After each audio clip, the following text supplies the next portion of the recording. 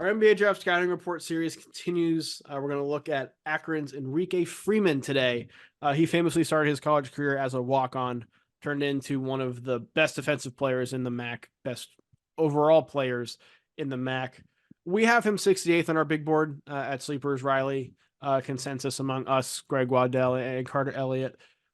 Defense is going to be his ticket, but we don't project him to get drafted at 68. He is getting an opportunity somewhere. How would you describe his game in one word? I'd say productive because he did this at Akron was he there for 4 years or 5 years? But like he was his whole. I think it was 5. Okay, yeah, like his last 3 years there. I mean, he was one of the best players in the conference and led the Zips to 2 NCAA tournaments, which I think matters.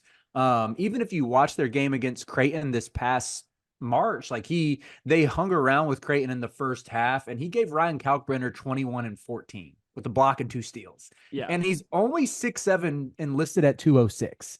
This dude he's not big, he's not physically imposing, but I like his defensive instincts. I like his athleticism. The story points to the work ethic with him going from a walk-on to an all-MAC player to a legit prospect.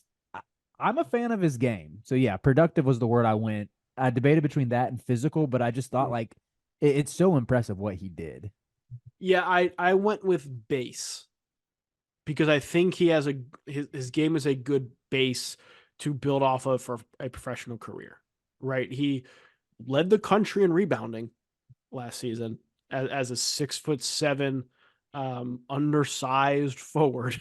Essentially, some of that is playing in the MAC, and there's going to be some difference there. But you mentioned the work he gave Kalkbrenner in the NCAA tournament. He did it against high level competition. Kalkbrenner's going to be an NBA draft pick next year. I think he's out of eligibility next year.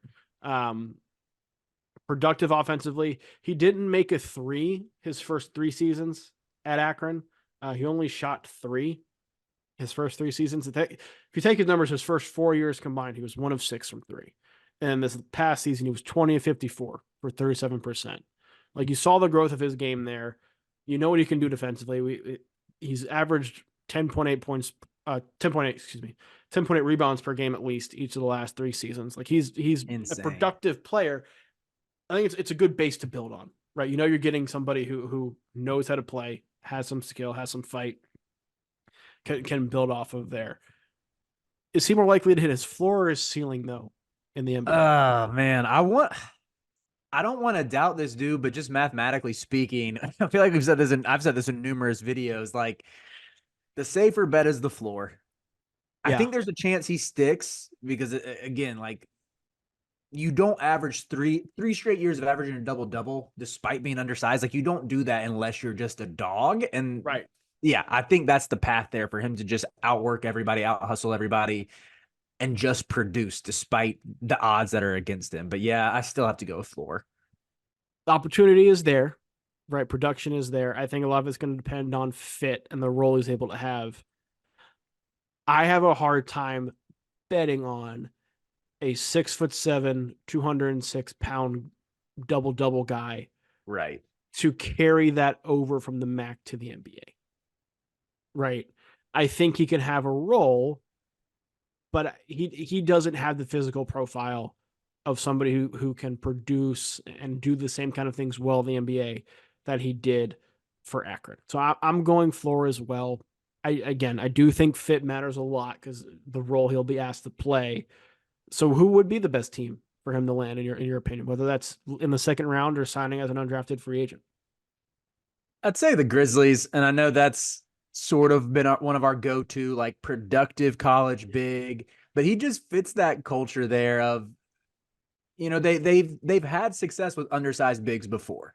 Even if you look at Zach Randolph, which, granted, he is a different caliber player. I'm not comparing him to Zach Randolph, but there is success that you can point to, like, throughout the Grizzlies' existence. Yeah, I went with the Mavs, and I've done this with many players in this class who are more defensive leaning, because the Mavs don't need offense and they're not going to ask you to. But if you're somebody who's going to work hard, be a high level defender, and not need plays called for you, I think there's an opportunity for you to stick and have a role there. Not unlike Dorian Finney-Smith when he first came in the league.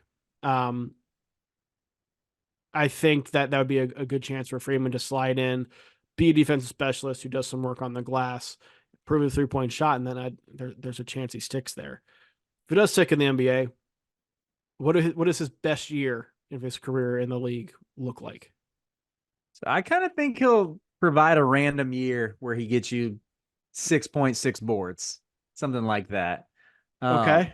Maybe on a bad team, but there's going to be, when you look back at his career, he's going to have that one random season where he plays like 60 to 70 games in the league.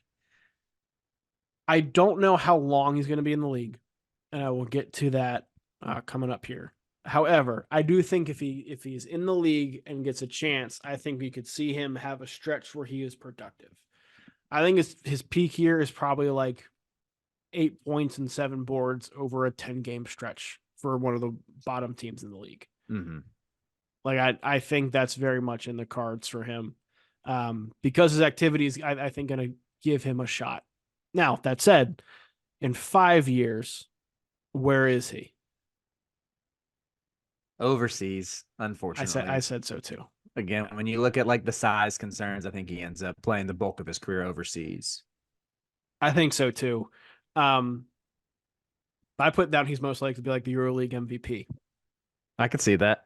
Just because I the size isn't going to matter as much over there as it will in the NBA. I think it's more built like the college game, the Euro style of play. I think he can really succeed there and have a great career. So that was my superlative for him. What is yours? Mine was most likely to have his story hammered home on draft night. Like whether he gets drafted or he's just like a premier two-way or undrafted free agent, we're going to hear about it. And it's going to be like mentioned ad nauseum that he started out as a walk-on. Yeah. Especially if he gets drafted. Especially because the draft is 2 days now. The second round is on its own day. And I think it's at like 4 p.m. That day is just going to be all about Enrique Freeman. It is a great story. I think we're hoping for success for Enrique. Depends where he goes. We'll see what happens on draft night.